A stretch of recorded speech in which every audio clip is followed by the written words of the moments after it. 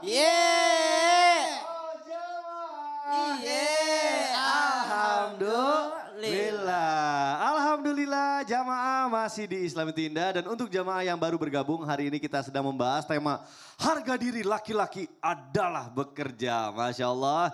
Di segmen sebelumnya udah dibahas sama guru-guru kita. Terutama yang paling penting adalah yang membedakan orang iman dan yang tidak beriman dalam bekerja itu adalah niatnya. Masya Allah. Semoga kita selalu punya kesadaran untuk meluruskan niat kita sebelum bekerja terus. Supaya semakin semangat dan berkah rezekinya. Masya Allah. Baik jamaah kita lanjutkan. Tapi sebelumnya saya mau ajak dulu jamaah untuk nonton. Ini ada tayangan ketika seorang ayah berjuang mencari nafkah. Aduh pasti sedih nih. Yuk langsung aja kita saksikan sama-sama, silakan. Aduh gak bisa lihat kayak gini-gini langsung. Aduh Yes, ya Allah, makasih banyak tim Islami Tinda yang mengambil cuplikan tadi. Betul. Masya Allah, menggugah kita nih. Iya. Sadar semangat Iya. mencari nafkah. Dan juga untuk berterima kasih kepada para ayah di seluruh dunia, di seluruh para Indonesia ayah. ini. Yang tetap berjuang dan sampai hari ini juga kita bisa ada di sini karena orang tua kita ya, karena ayah dan ibu kita, Masya Allah.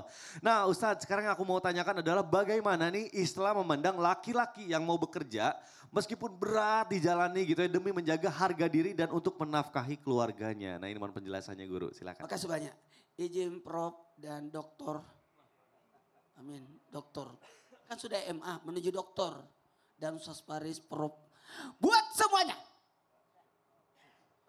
Ada 6 kemuliaan orang yang mencari nafkah. Nih kameramen, campers ini semuanya nih. FD semuanya. Director dan semuanya.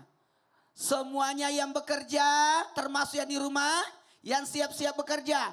Ketahuilah laki-laki yang bekerja.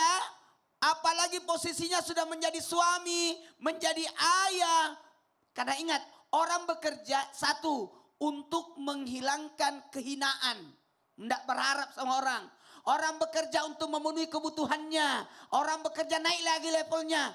Untuk menafkahi keluarga. Karena ada juga orang pintar mencari nafkah. Tapi pelit memberi nafkah. Betul? Ada lagi di atasnya. Dia membantu bekerja. Untuk membantu orang-orang di sekitarnya. Tapi level tertinggi mencari nafkah untuk agama. Maka ada 6 kemuliaan orang-orang yang bekerja. Yang pertama sedekah terbaik. Orang yang bekerja itu sedekah terbaik. Orang-orang yang sedang bekerja, aku lagi melakukan sedekah terbaik. Yang kedua, pahala yang sangat besar. Selamat bapak-bapak yang lagi kerja, pahalanya besar itu. Kalau perempuan bekerja, sedekah. Karena yang wajib laki-laki. Tapi kalau perempuan jadi sedekah. Apalagi, mohon maaf. Penghapus dosa. Orang yang bekerja akan menghapuskan dosa-dosanya. Ketika dia lelah, jatuh dosanya. Tapi jangan usah dipasang. Gak usah. Sedekah, pahala, penghapus dosa. Yang keempat, kemuliaan orang bekerja dalam pandangan Islam adalah jihad. Menegakkan agama, menegakkan rumah tangga. Kalau tidak bekerja bisa rusak rumah tangga. Betul? Yang keenam, orang yang bekerja menghalangi dirinya dari apinya neraka. Menghalangi dirinya dari api neraka. Dan yang paling keenam ini nih mudah-mudahan jadi pembelajaran. Laki-laki yang bekerja berarti dia sudah melaksanakan kewajibannya. 1, 2, 3. Kewajibannya. Nah, jadi kalau tidak melakukan kewajiban bisa jadi dosa. Betul. Nah, Islam tidak mengendaki kita, maaf ya, tidak bekerja. Tidak ada nabi tidak bekerja, semua nabi bekerja. Semua bekerja ya. Semua nabi bekerja. Semuanya ikhtiar ya. Sekelas Nabi Sulaiman Ya. itu membuat tas. Masya Allah. Membuat tas. Iya. Jadi bukan dilihat dari berapa banyak dihasilkannya, tapi niatnya untuk bekerjanya itu Niatnya ya. untuk bekerja. Nabi itu jualan, jagain binatang orang, Masya sampai Allah. nanam. Masya Makanya ada nanam tuh kurma ajwa. Iya. Terima kasih guruku. Boleh tepuk tangan dulu dong Bu Pani. Masya Allah. Pagi-pagi bahas tentang bekerja, terutama para laki-laki nih. Semoga menjadi penyemangat buat kita semua ya. Baik, Masya Allah. Nah sekarang saya akan kasih kesempatan nih buat jamaah yang ada di studio dulu nih untuk bertanya langsung sama guru-guru kita. Kita masuk dulu ke dalam segmen Tanya Dong Ustadz. Kami semua tanya dong Ustadz. Baik, yang mau bertanya, Bapak, Ibu boleh angkat tangan yang tinggi. Yuk, kapan lagi bertanya sama guru-guru kita di sini? Angkat tangan. Oke, Ibu boleh berdiri Bu di tengah dulu nih, biar kelihatan. Tangan dong. Tepuk tangan dong. Ibu boleh perkenalan dulu, namanya siapa, dari mana, silakan Ibu. Assalamualaikum warahmatullahi wabarakatuh. Waalaikumsalam warahmatullahi wabarakatuh. Nama saya Ibu Retno Asyati dari Majelis Taklim Anissa Wonogiri. Wonogiri, Masya Allah, tepuk tangan dulu. Ini dari Jawa Tengah, jauh-jauh datang ke sini, keren banget Masya Allah. Ibu silakan, apa yang kira-kira mau Mau ditanyakan? tanya Ustadz, Sama siapa nih? sama Ustadz Syam. Ustadz Syam, baik, sama Ustadz Syam nih. Oke Bu, silakan. Mau tanya Ustadz begini, bagaimana jika ada suami yang sudah bekerja keras, Oh, Masya Allah. namun penghasilannya masih sedikit.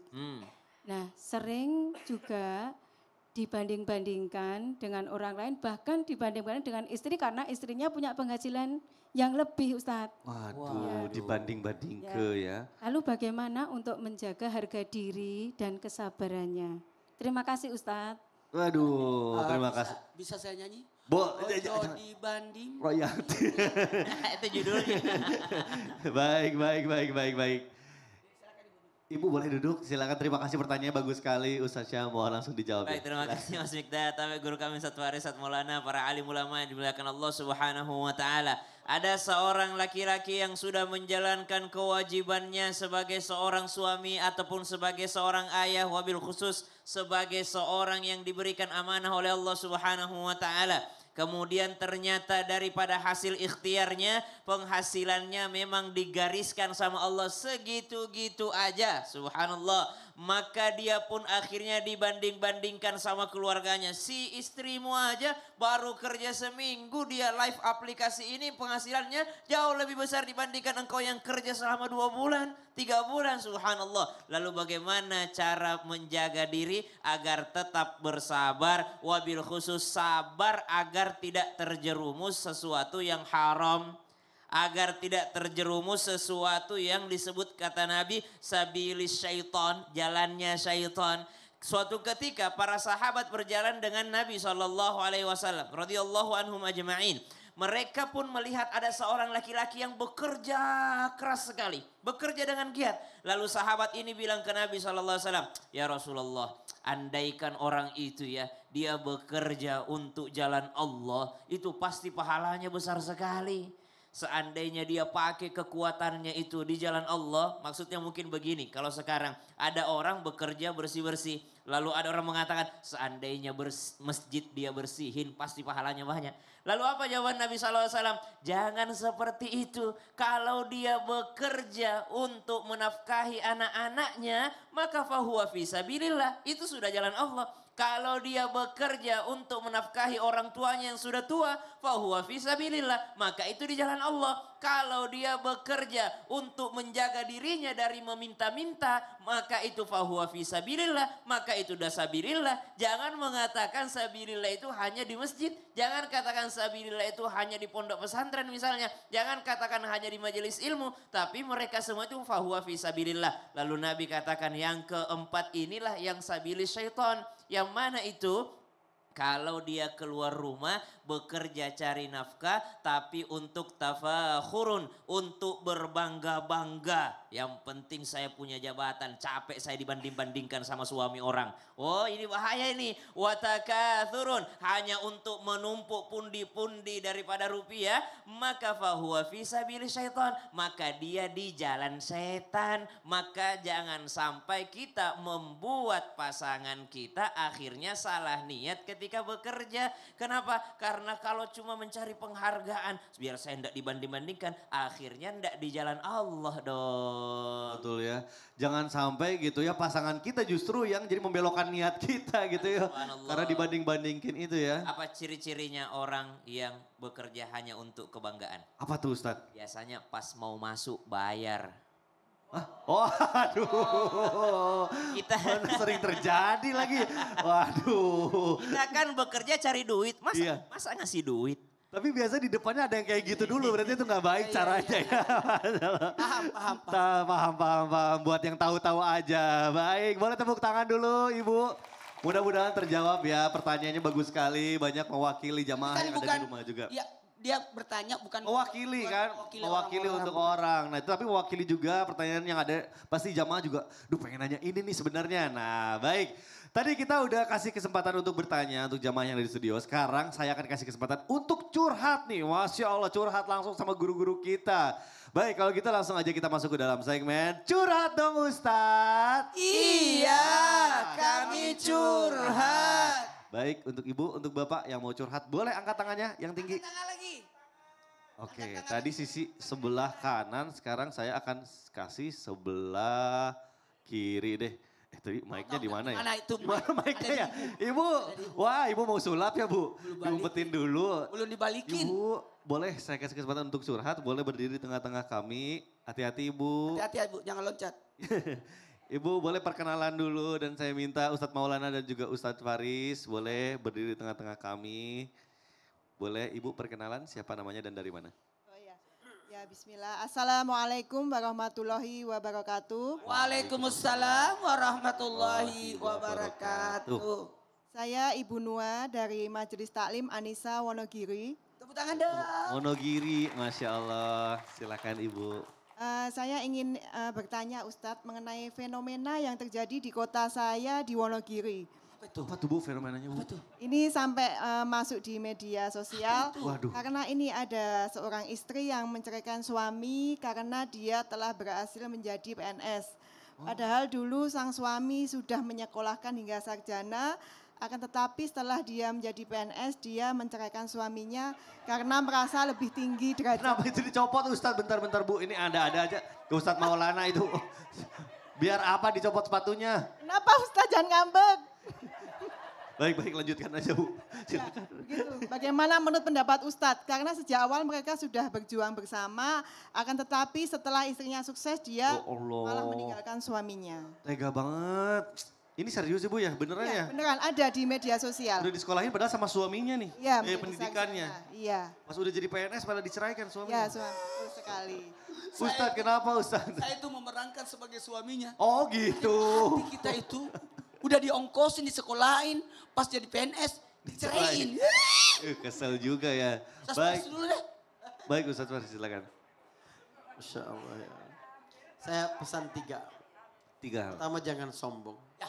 Kedua jangan ego. Yang ketiga jangan bodoh. Jangan sombong, jangan merasa bahwa kita sukses itu karena jeripaya kita, kehebatan kita, ijazah kita, pengalaman kita. Apalagi ada peran suami di situ. Ya. Jangan bodoh karena kita bukan hanya kehilangan pasangan tapi kehilangan keberkahan. Itu yang paling penting. Yang kedua adalah jangan ego. Jangan hanya memikirkan diri sendiri. Pikirkan juga anak-anak kita. Pikirkan keluarga besar. Sebab perceraian itu melahirkan dendam, permusuhan antar keluarga. Itu buruk sekali. Jadi kita hanya menjadikan sentral hidup itu hanya kita saja. Yang ketiga adalah jangan bodoh, ego, dan sombong. Sombong tadi merasa kitalah yang memberi rizki. Padahal kita hanya memakan rizki Bu.